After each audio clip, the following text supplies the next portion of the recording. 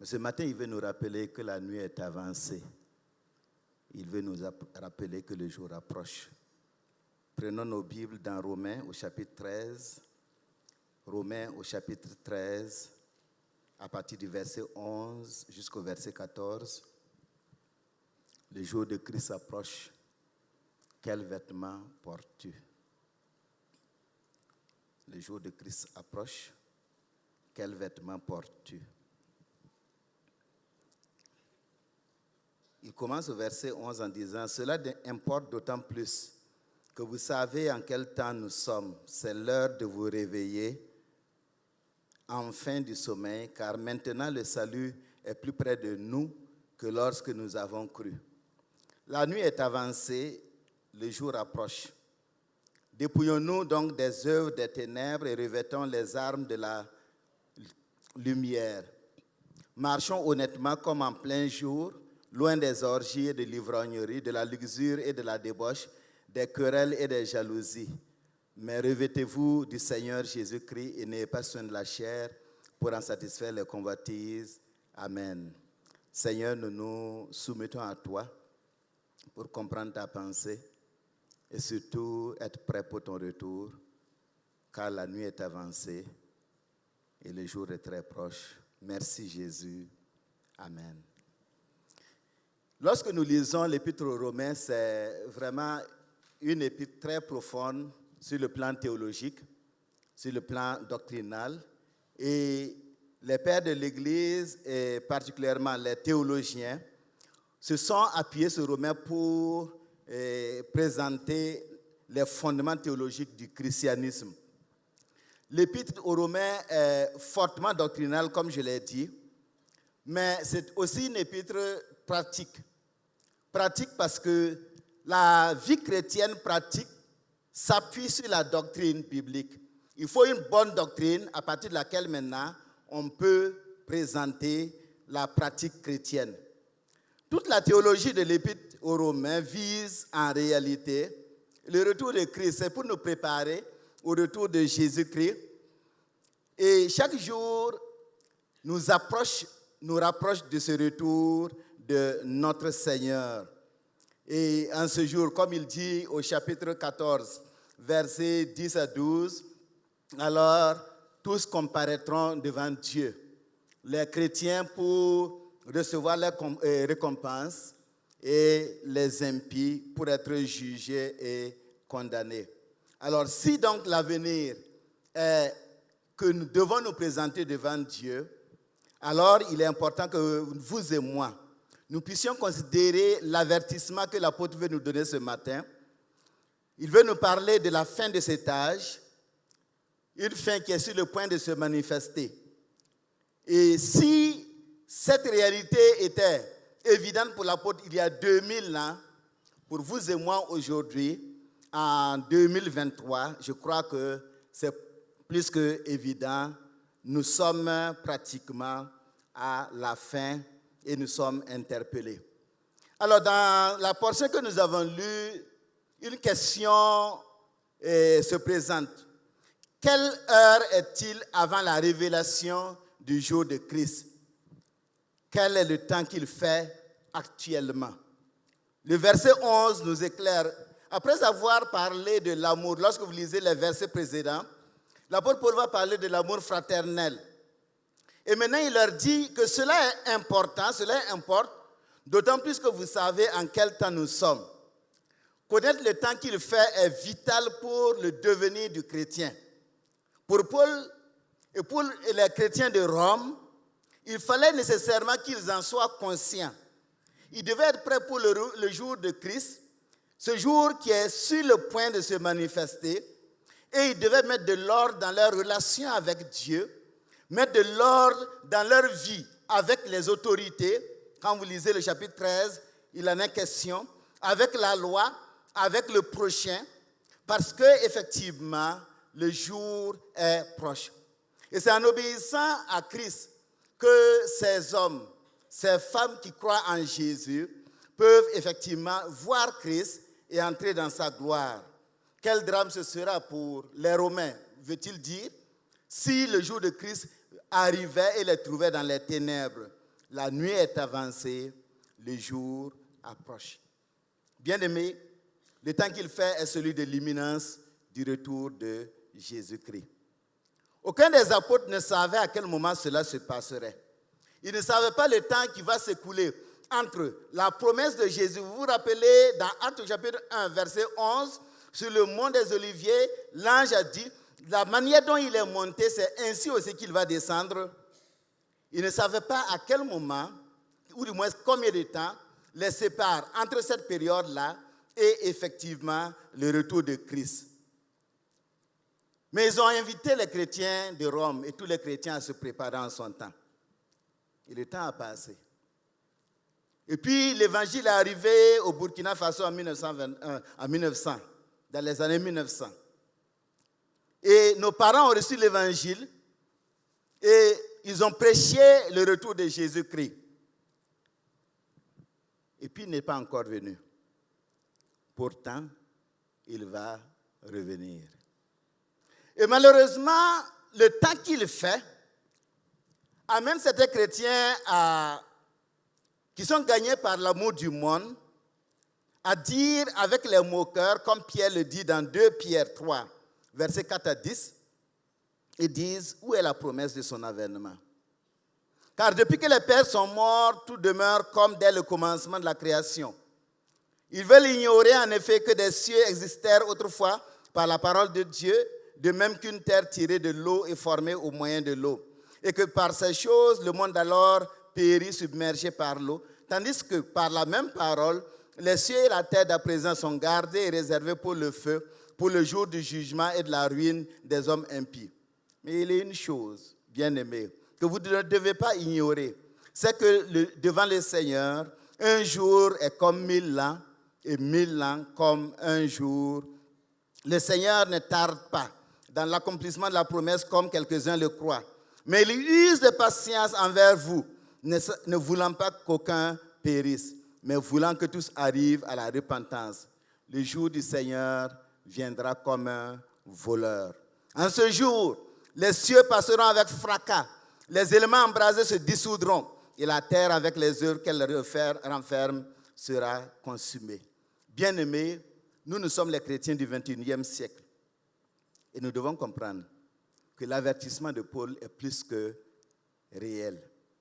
Et tout chrétien doit garder à l'esprit que ce jour est un jour spécial dont la nature ne peut pas être décrite parce qu'il n'a jamais existé un jour de ce genre depuis que la terre a été créée. Et ça va arriver, et personne ne peut l'empêcher. Et ce jour ne va pas se répéter aussi pour quelqu'un d'autre, pour quelqu'un. Tous les signes confirment l'imminence du retour de notre Seigneur Jésus. Lorsque nous considérons Israël, qui est revenu dans son pays, son désert a reverdi et ses villes se sont peuplées selon la promesse, nous savons que nous sommes à la fin.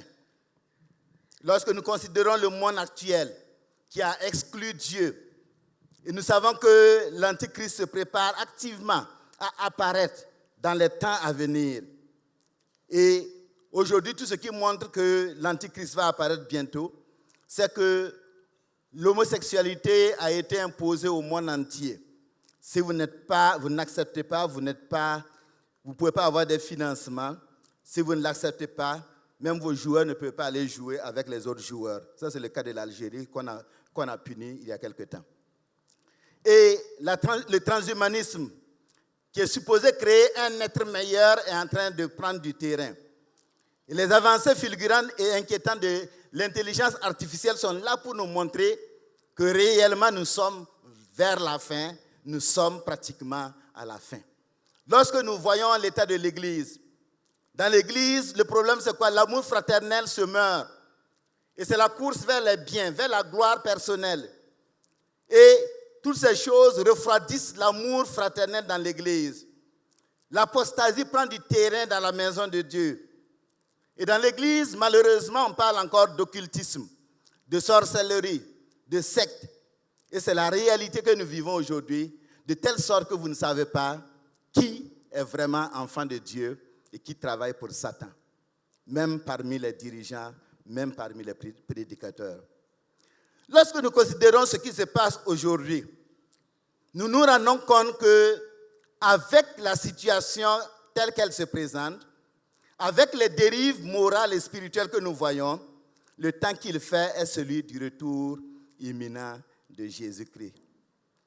Mais même si ce jour tardait encore quelques semaines, si ce jour tardait encore quelques mois, quelques années, ma fin, ta fin ne se signale pas.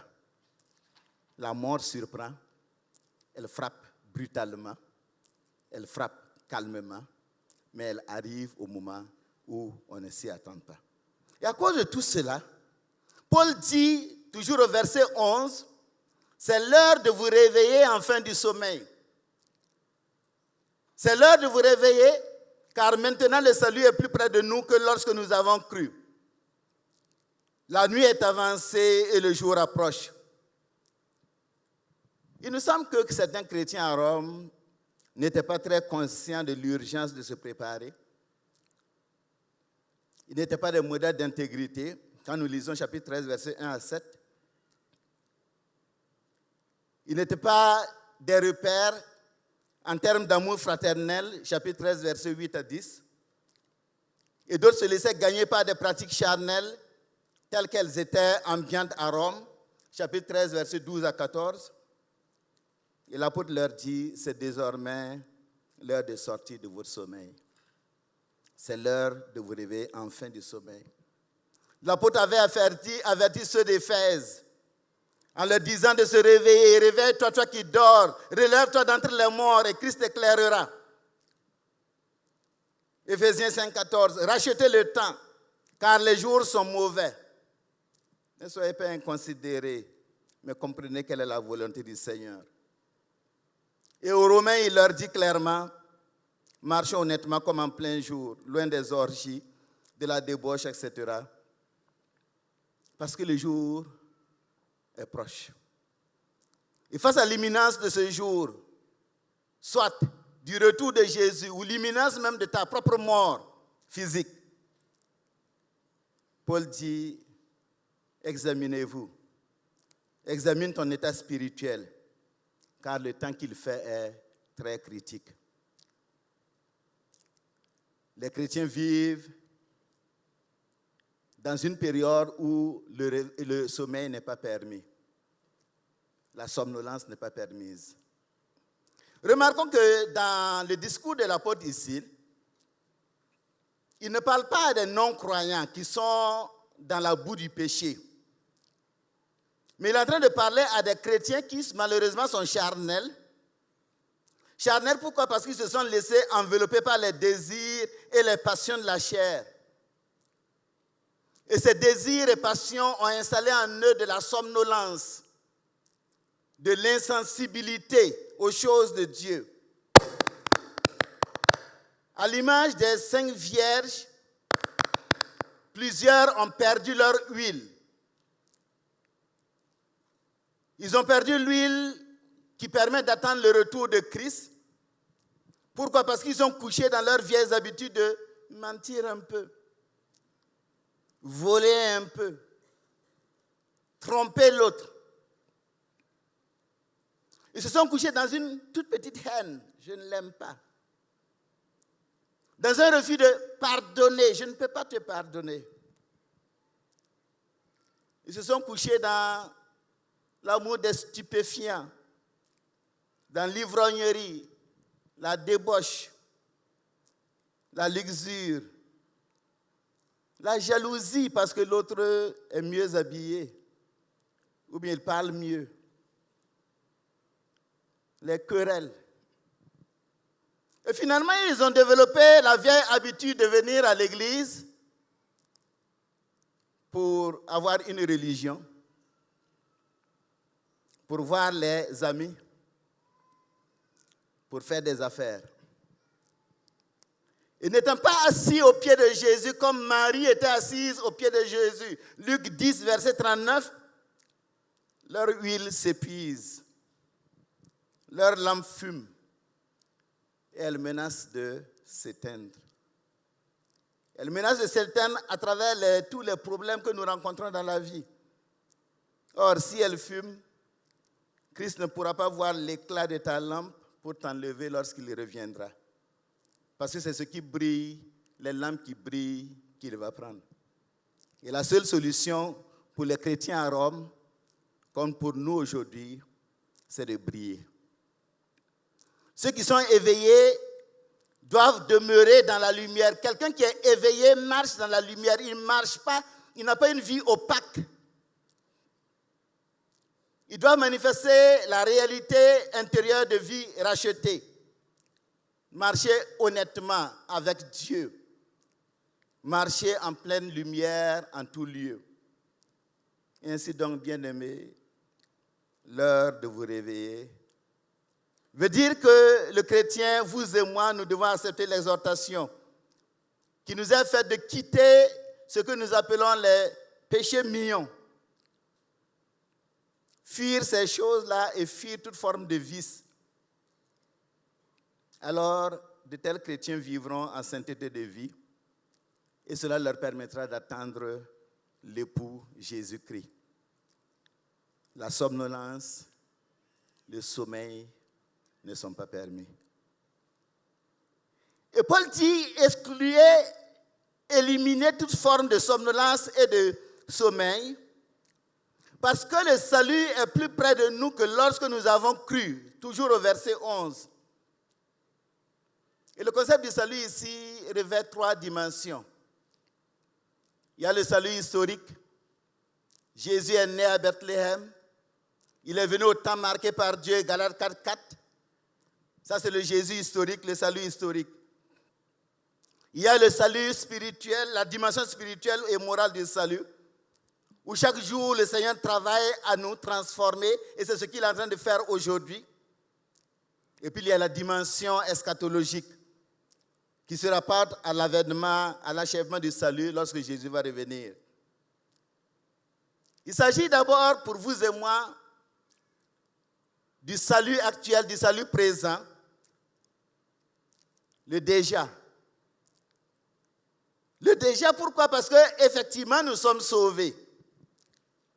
Nous appartenons à Jésus-Christ. Et c'est pourquoi celui qui est sauvé, il sait dans son cœur qu'il est enfant de Dieu. Il ne doute pas, comme la sœur l'a chanté, il n'a pas peur. Parce qu'il sait qu'il est sauvé. Romains 8:16, l'Esprit dit dans notre cœur que nous sommes enfants de Dieu. Mais cette position du salut, cette dimension du salut, nous trouve dans une position ou une situation où nous devons toujours lutter contre la maladie. Nous avons prié pour les malades, prié pour la sanctification et faire face à la mort. Mais il y a l'autre dimension du salut qui est le salut eschatologique, qui est le pas encore. Pas encore, pourquoi? Parce que nous ne sommes pas encore arrivés là-bas. Parce que ce salut eschatologique que l'apôtre Paul voulait rappeler aux Romains est celui où il n'y aura plus de maladie, il n'y aura plus la mort, il n'y aura plus le péché. Bien-aimés, ce matin, le Seigneur veut que nous puissions revoir où est-ce que nous en sommes avec le salut présent. Parce que nous devons nous préparer pour le salut eschatologique. Nous devons nous préparer et il faut être ferme dans sa marche avec Jésus. Parce que le merveilleux jour est juste à notre portée. Il n'est plus loin. Il n'est pas encore arrivé, mais il n'est plus loin et il peut surprendre, il va te surprendre, mon frère, ma sœur. Le temps actuel nous est offert pour nous préparer. C'est pour cela que nous avons pris beaucoup de temps pour parler de l'amour fraternel. Si nous ne corrigeons pas cette question de l'amour fraternel, bien aimé, il va arriver. Mais c'est ça qui va nous bloquer. C'est ça qui va te bloquer. Où en es-tu avec ton amour vis-à-vis de ton frère, vis-à-vis de ta sœur? Alors, l'apôtre Paul nous invite à comprendre qu'il y a une urgence. l'urgence d'un revêtement adéquat pour le jour de Christ. La nuit est avancée, le jour approche. Et au verset 12, l'apôtre Paul insiste pour montrer que ce qui est en lien avec le jour, c'est tout ce qui honore le Seigneur. C'est ce qui est vrai, vertueux, ce qui est honorable et pur et saint. L'opacité n'existe pas dans le jour, des choses du jour. Par contre, la nuit, c'est le mal. C'est là où on cache quelque chose à son épouse. C'est là où on cache quelque chose à son époux. C'est là où on vit dans le faux. Bien-aimés, le jour avance. Et ces deux urgences s'imposent à nous. La première urgence étant d'appliquer l'exigence du dépouillement et du revêtement. Il nous dit au verset 12, « Dépouillons-nous donc des œuvres des ténèbres et revêtons les armes de la lumière. » Ces deux expressions, dépouillement et revêtement, ont été le message des apôtres pour les premiers chrétiens. Et c'est encore le message de la parole pour vous et moi. Il faut se dévêtir, se dépouiller de l'ancien vêtement pour revêtir le vêtement nouveau. Se dépouiller de l'ancienne vie, cette ancienne vie qu'ils avaient avant de connaître Christ, accepter l'enseignement de Jésus contenu dans sa parole et se revêtir de cet enseignement de Jésus afin de marcher en nouveauté de vie. Et c'est le sens du baptême chrétien, où on sort de l'eau pour ne plus être comme avant. Et malheureusement, il s'en trouve qui, après, deviennent pires qu'avant. Parce qu'ils ont piétiné le message. Quand une personne a décidé d'abandonner ce monde et ses passions, il faut vraiment qu'elle marche avec le Seigneur. Et Jésus dit, dans Luc 11, versets 24 à 26, que l'esprit, lorsqu'on chasse un esprit, il sort de la personne et la maison est nettoyée. Mais si vous ne remplissez pas cette maison de la parole de Dieu, du Saint-Esprit, les esprits vont revenir voir s'il y a la possibilité d'entrer encore, parce qu'ils n'ont pas trouvé un endroit où ils doivent vivre. Et quand ils trouvent que dans la maison, elle est balayée, mais la parole de Dieu ne s'y trouve pas, l'Esprit Saint ne s'y trouve pas, alors ils viennent s'installer et la condition de la personne est pire qu'avant. Et c'est à cause de cela, malheureusement, que certains chrétiens, avec le temps, sont devenus pires qu'avant même. Malheureusement. Bien-aimés, le Seigneur veut que toi et moi, nous nous placions dans un bon cadre. Le bon cadre pour ne pas retomber, ne pas reculer, c'est être attaché à la méditation quotidienne de la parole de Dieu. C'est elle qui nous transforme. Parce que quand on lit la parole, quand on médite la parole, elle nous pousse à la prière. Et cette prière et la parole marchent ensemble et la transformation vient graduellement dans nos vies. Le deuxième cadre est l'église locale. L'église locale est le lieu de la croissance. C'est le lieu où on doit recevoir l'enseignement de la parole de Dieu. Le lieu où on doit recevoir la lumière pour marcher de plus belle avec le Seigneur. Le Seigneur viendra prendre une église où les gens connaissent la volonté de Dieu, où les gens vivent la vie de famille. Une église où les gens s'aiment. Il ne viendra pas prendre une église où il y a du désordre. Appartiens-tu à cette église? Appartiens à l'église où il y a la sainteté? Ou bien est-ce que tu es dans la maison alors que ta vie n'est pas celle de Christ? Christ ne prendra pas l'église parce que nous sommes là. Il prendra ceux qui marchent selon sa vérité. Et le meilleur cadre en dehors de la méditation et de l'Église, c'est la compagnie. Quelle est ta compagnie? Notre compagnie devrait être le moyen pour nous de ne jamais oublier que Jésus revient bientôt. La compagnie qui t'éloigne de la préparation au retour de Jésus, c'est une compagnie qui est mauvaise. La compagnie qui te prépare à attendre Jésus, voilà ce que le Seigneur veut. Psaume 1, versets 1 à 3. Bien-aimé, il est urgent de se dépouiller de l'ancienne vie pour maintenant se revêtir de la nouvelle vie que Jésus donne. Il est urgent, dit l'apôtre, de dompter la chair. Il dit, revêtez-vous du Seigneur Jésus et n'ayez pas soin de la chair pour en satisfaire les convoitises. Chaque jour nous place face à des choix. Le choix de faire la volonté de Dieu ou bien celui de se livrer au péché.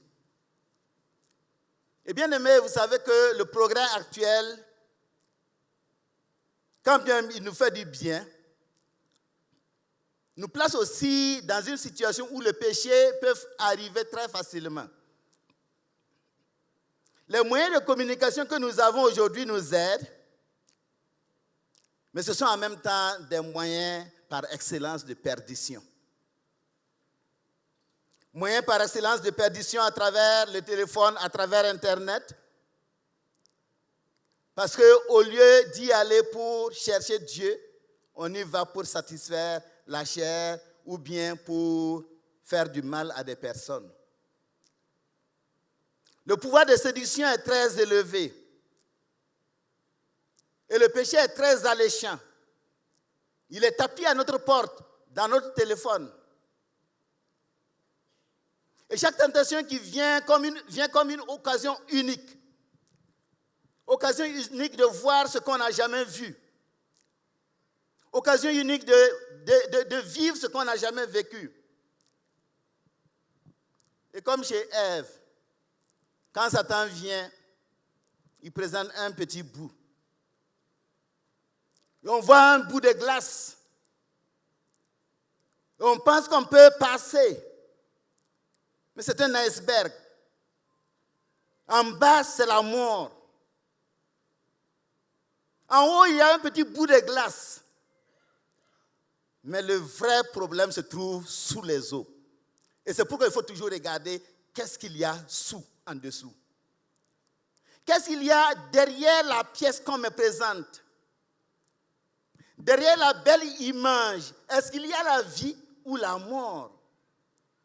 Ève a vu le fruit, mais elle n'a pas regardé derrière le fruit. Et c'est ce que nous devons regarder. Comparer ce qu'on nous propose à la promesse de la parole de Dieu. Et nous nous rendons compte que ce qu'on nous propose est très souvent truffé de mensonges. Les publicités sont bonnes, mais vous et moi, nous avons remarqué plusieurs fois que la publicité ment. Quand on prend le produit, on se rend compte qu'il y a un problème. Et pourtant, c'était si beau. Alors, puisque le jour de Christ est si proche, il faut que vous et moi, nous puissions dompter la chair. L'apôtre Paul nous demande, frères et sœurs, n'ayez pas soin de la chair pour en satisfaire les convoitises. Notre chair réclame. Ne nous soumettons pas à cette chair-là. Le jour est proche. La nuit est avancée et le jour approche. Il approche à grands pas. Et le chrétien qui a compris que dompter la chair est la condition sine qua non pour attendre le jour de Christ, va effectivement choisir de résister aux propositions de la chair. Il faut toujours comparer ce qu'on te dit à ce que dit la parole de Dieu. La décision de se servir de la parole de Dieu est le seul outil pour vous et moi de vaincre l'ennemi. Et c'est pourquoi nous voulons vous inviter vraiment à être des hommes et des femmes de la parole. méditer jour et nuit la parole. S'il y a des occasions d'étudier la parole de Dieu, il ne faut pas les rater. Il faut la méditer. Et encore, nous vous invitons au programme d'études bibliques que nous avons les mardis pour mieux comprendre la parole afin de plaire au Seigneur. Il n'y a pas d'autre moyen. Il n'y a pas d'autre moyen. On va se pavaner ailleurs alors qu'il y a la possibilité de grandir. Et ce que nous faisons dans le monde, malheureusement, nous perd. Alors que si on venait vers la parole, elle va nous aider. Bien-aimés, préparons-nous au salut eschatologique. Il arrive à grands pas. Pour terminer, je vais vous donner quelques hypothèses, 2 hypothèses relatives à la fin de notre âge. Et ce que je vais donner ici, l'une des déclarations de Christ pour dire que la fin de l'âge est à telle période, c'est seulement des éléments pour nous aider à la réflexion. Et je vais le donner aussi parce que, en parcourant Internet, nous voyons pas mal de choses. Et il est bon de savoir ce qu'il y a, ce qu'on dit. J'ai même vu un qui a fait tous les calculs et qui a donné l'an 2030 comme étant vraiment le jour du retour. Ce n'est pas vrai. Si quelqu'un donne cela, il ment. Mais les hypothèses peuvent nous aider à nous préparer. Retenons toujours que personne ne peut dire le jour. On ne peut pas parler d'année. On ne peut que parler d'une période. Nous sommes dans la période. Nous sommes dans l'époque du retour de Jésus. Tous les signes concourent pour que nous comprenions que la période, nous y sommes réellement. Mais le jour du Seigneur viendra comme un voleur dans la nuit. Et tout cela doit nous aider à comprendre que chaque jour, chaque minute, je dois être prêt. Tout ce qui se passe autour de nous nous oblige à parler de l'imminence de l'enlèvement de l'Église et de comprendre qu'aujourd'hui, cette imminence est plus forte qu'il y a 2000 ans. Alors, je vais prendre 2 hypothèses qui sont toutes liées aux 6 jours de création du monde, où l'on pense que cela permet de voir, de comprendre la période où cette ère-là va s'arrêter, cet âge-là va s'arrêter. Et surtout, cet âge, la fin de cet âge ne veut pas dire la fin du monde. Il s'agit plutôt de la fin de l'âge actuel, de l'ordre actuel qui est dominé par Satan. Parce que la fin du monde va venir après les 1000 ans de règne de Christ sur terre. La première hypothèse, elle est chrétienne.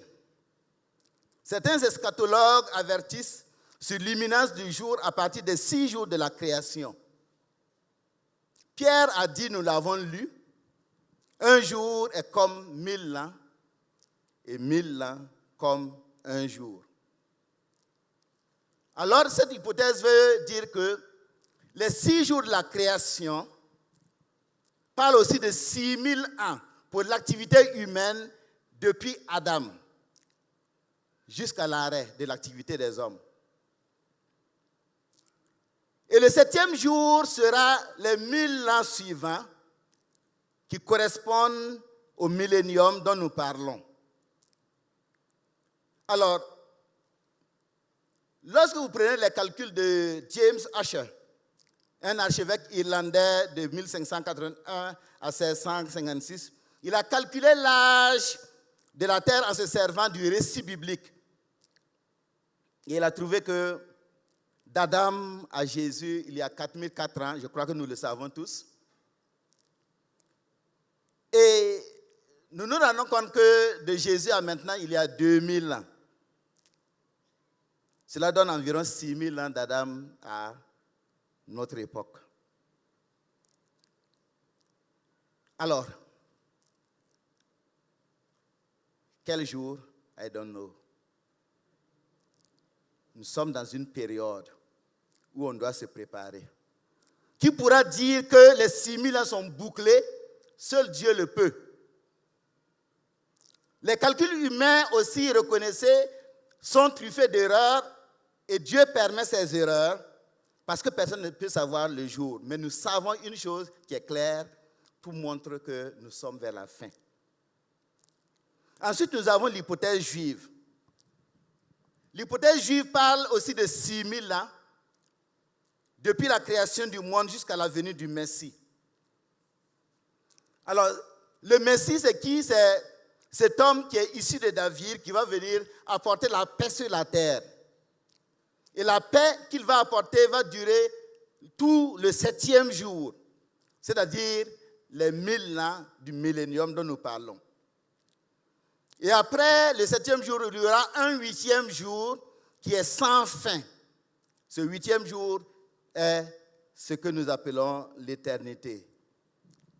Seulement le Mashiach, le Messie attendu par les Juifs, et effectivement beaucoup de rabbins parlent de la prochaine arrivée, de l'imminente arrivée du Mashiach. Et si vous lisez, vous allez voir, en fait le Mashiach qu'ils attendent, malheureusement, ce n'est pas le même que nous on attend. Parce que celui qui va venir comme Messie, c'est le faux Messie, c'est l'Antichrist. Et dans Jean 5, 43, Jésus a dit, vous ne me recevez pas, mais quand un autre viendra, vous le recevrez. 2 Thessaloniciens 2, 3 à 12, quand l'impie va venir, il va s'asseoir dans le temple. Alors, ce qu'ils attendent, croyant que c'est le Messie, ils vont effectivement le recevoir à bras ouverts. C'est un usurpateur qui va venir pour régner 7 ans. C'est le temps que Dieu lui donne. Et par lui, le 3e temple sera construit. Dès son apparition, c'est ce qu'on pense. Mais au bout des 3 ans et demi, la première moitié, à la fin de la première moitié, il va vouloir s'installer dans le temple pour être reconnu comme Dieu et être adoré par les Juifs qui l'ont reçu et par le monde entier. Et c'est là que les Juifs vont se rendre compte que c'est un usurpateur, il est faux. Et Israël va se lever contre ce Mashiach, cet homme qu'ils avaient cru être le Mashiach. Et il va s'installer, c'est ce qu'on appelle l'abomination de la désolation. Matthieu 24, 15. Et quand les Juifs vont se lever contre lui, pour la deuxième moitié des 7 ans, c'est-à-dire les 3 ans et demi restants, on appelle ça les angoisses de Jacob, Jérémie 37. Ce sera un moment pénible. Un moment pénible pour Israël. Parce qu'il va massacrer, les nations vont venir pour massacrer Israël, pour écraser Israël. Ils se sont rendus compte qu'ils ont suivi le faux Messie. Et ce faux Messie va chercher à les détruire. Et ils seront vraiment frappés jusqu'à presque extermination. Et c'est à ce moment qu'ils vont crier à l'Éternel des armées. Zacharie 12, versets 10 à 14. Ils vont crier à lui. Et l'Éternel va descendre, Jésus va descendre avec les saints qui sont avec lui. Et nous descendrons avec lui à Jérusalem. Alors, selon ce calendrier juif, écoutez bien, nous sommes passés à l'an 5784, effectivement. Du 15 au 17 septembre 2023, on est passé à l'an 5784. Cela laisse supposer que 216 années nous séparent de l'an 6000 des Juifs. Seulement, ce calcul aussi pose problème. Il y a un homme, Jakovski, qui a écrit un livre en 1978, The Missing 200 Years, God's Timetable, pour dire que dans le calcul, il y a eu des erreurs. Ils ont omis certaines années liées aux exils et aux déportations, etc., à toutes les misères qu'ils ont vécues. Et donc, en réalité, ils ont omis 200 ans. Ainsi, il ne reste pas 216 ans pour la fin de l'âge mais plutôt combien? 16. Maintenant, tous les calculs, nul ne peut savoir si c'est exact. Mais tout montre que nous sommes dans une période brumeuse. Nul ne sait quand viendra le Seigneur. Aucun calcul, Dieu n'a pas permis que les calculs tombent.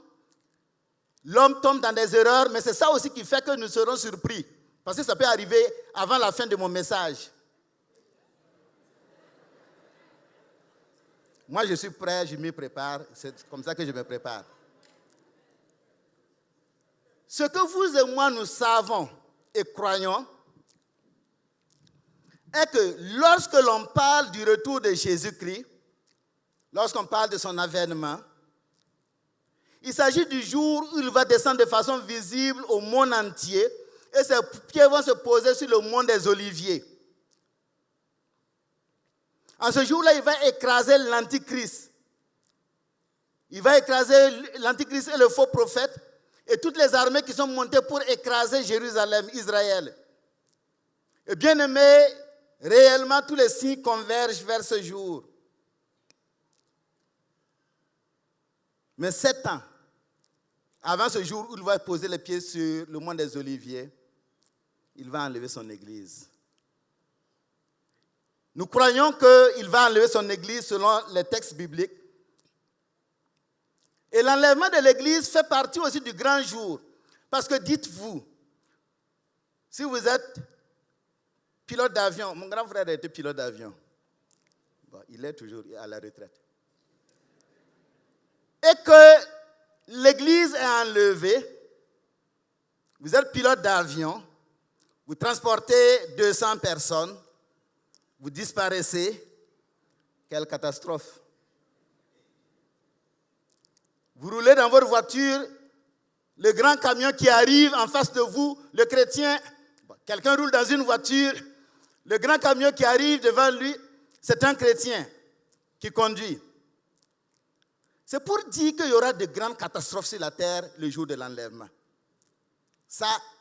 Donc ça fait partie de l'ensemble du jour du Seigneur. Le monde va savoir que des gens ont disparu, que nous avons disparu. Christ va enlever son église pour 7 ans. Et c'est ce que nous appelons les noces de l'agneau. Apocalypse 19, versets 1 à 9. Et dès que l'église est enlevée, c'est là que l'Antichrist va faire son apparition, le Mashiach attendu par les Juifs. Parce que son problème, il ne peut pas apparaître tant que l'église est sur la terre. Nous n'allons pas vivre les situations qui sont dans Apocalypse 5 à la fin. Nous serons avec le Seigneur. Mais bien aimé, je vais vous dire une chose. Ceux qui marchent dans l'opacité, ceux qui haïssent leurs frères, ceux qui commettent le péché, qui viennent à l'église chaque jour, on parle comme si on parle au vin. Ils vont se rendre compte qu'on avait dit, que Pasteur Rwamba avait dit, Pasteur Yanoura avait dit, Pasteur Mathias avait dit, Pasteur Youssouf avait dit. Mais hélas, ils sont partis. Alors, je ne crois pas qu'il y a des gens ici qui vont vivre ça. Mais en ce moment, ils vont vouloir se mettre en accord avec le Seigneur. Il y aura la possibilité de se convertir, mais dans la douleur. Si aujourd'hui se convertir est difficile, si aujourd'hui tu dis que tu ne peux pas arrêter l'adultère, tu ne peux pas arrêter l'ivrognerie, tu ne peux pas arrêter d'avoir une maîtresse, un amant, tu ne peux pas arrêter de voler, si aujourd'hui tu crois ça, demain quand nous serons partis, ça sera encore plus difficile. Parce qu'autour dans le monde, c'est les démons qui vont pulluler maintenant, ouverts, visa. Si tu veux, prépare-toi maintenant. Si tu es sorcier, arrête la sorcellerie maintenant. Si tu es dans l'occultisme, arrête l'occultisme maintenant, parce qu'après, ce ne sera pas facile. Or, ce que l'Antichrist va proposer pour acheter, pour vendre, 666. Tu ne prends pas, tu meurs. Tu veux être chrétien, on te persécute. et on te tue. Donc tu ne peux rien acheter, tu ne peux rien vendre, donc tu vas mourir. C'est la seule solution pour aller au ciel. Parce que ceux qui vont se convertir en ce moment, effectivement, ils vont être tués, ils vont mourir de faim et de tout, mais ils vont avoir Dieu. Mais celui qui ne veut pas souffrir, il va prendre 666 et c'est terminé pour l'éternité. Bien-aimé, ce que je dis est très sérieux. C'est de la plus haute importance. Bien-aimé, préparons-nous aujourd'hui. S'il dit de nous dépouiller et de nous revêtir,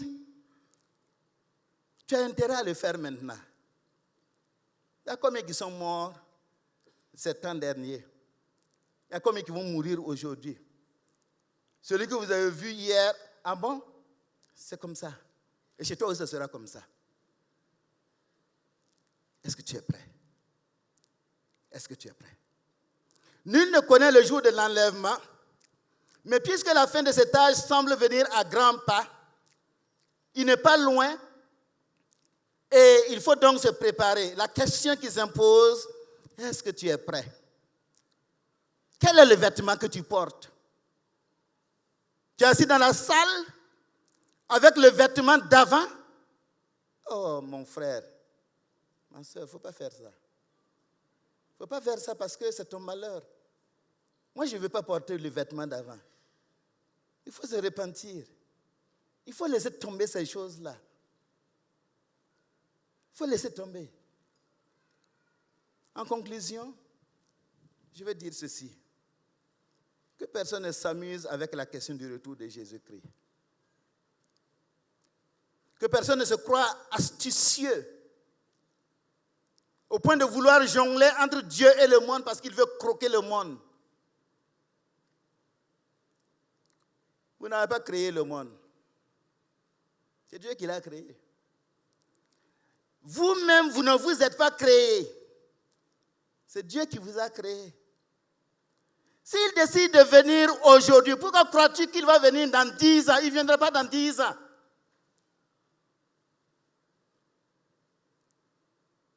Quand Dieu dit que ça doit s'arrêter, ça va s'arrêter. On a l'argent, on se soigne, gloire à Dieu, mais il y a des moments où l'argent ne peut plus nous soigner. Et le retour de Jésus, c'est quelque chose qu'on ne peut pas gérer. Si tu aimes le monde, tu vas te perdre. Tout ce à quoi tu t'accroches dans ce monde va te trahir. Ça, je vous le dis et je le répète. Tout ce à quoi tu t'accroches dans le monde va te trahir. Parce que ces choses ne peuvent pas te sauver. Nul ne peut te sauver, sinon Jésus-Christ. Considère donc les signes actuels. Et sache que le retour de Christ est proche. Il ne faut pas gâcher toute une éternité. Gâcher l'éternité à cause d'un plaisir passager. Plaisir sexuel passager. On détruit son éternité. Gâcher l'éternité à cause d'une soif de voyager. Gâcher l'éternité à cause d'un besoin, une envie de devenir riche. Gâcher l'éternité à cause d'un terrain dont on veut s'accaparer. Une maison qu'on veut construire. Un troupeau qu'on veut élever. Ne gâche pas ton éternité avec ces choses-là. Ça va te trahir. Prépare-toi maintenant. Et c'est pourquoi je dis et je répète, utilisons tout ce que le Seigneur a mis dans nos mains pour servir Dieu. Ne nous accrochons pas à ces choses.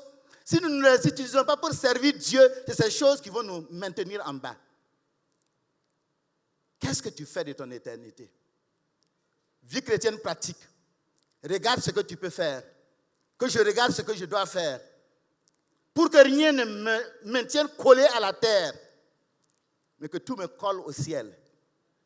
C'est pourquoi préparons-nous, à partir de la vie qu'il nous a donnée, à partir de la force qu'il nous a donnée, à partir de la santé qu'il nous a donnée, à partir de l'intelligence qu'il nous a donnée, à partir des moyens matériels et financiers qu'il nous a donnés, utilisons ça pour servir Dieu aujourd'hui, car c'est ça qui va nous sauver. Autrement, ça va nous attacher à la terre. Que choisis-tu de faire face à l'imminence de l'enlèvement de l'Église? Si il y a 2000 ans, l'apôtre Paul a dit, la nuit est avancée, le jour approche. Aujourd'hui, c'est vraiment la fin. Que décides-tu de faire? Quel type de vie choisis-tu de vivre à partir de ce jour? Baissons la tête devant le Seigneur et parle à ton Seigneur. Quel type de vie décides-tu de vivre à partir de ce jour? Ce n'est pas du jeu. Ce n'est pas de la comédie. Ce n'est pas de l'amusement.